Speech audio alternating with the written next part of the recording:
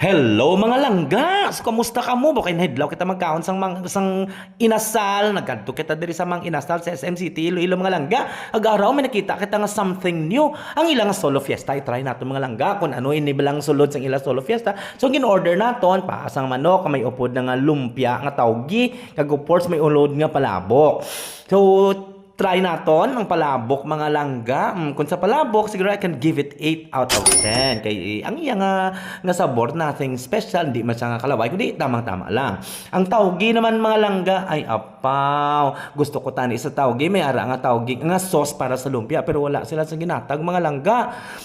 Oh, okay lang, fair lang. Pero sa akon 7, tulog ka palang gitum ng iba niya nga tawgi. Ang kanon mga langga, ay apaway ko maubos ang kanon. So to be honest lang, basagin siya. And wala akong ma-enjoy ang kanon.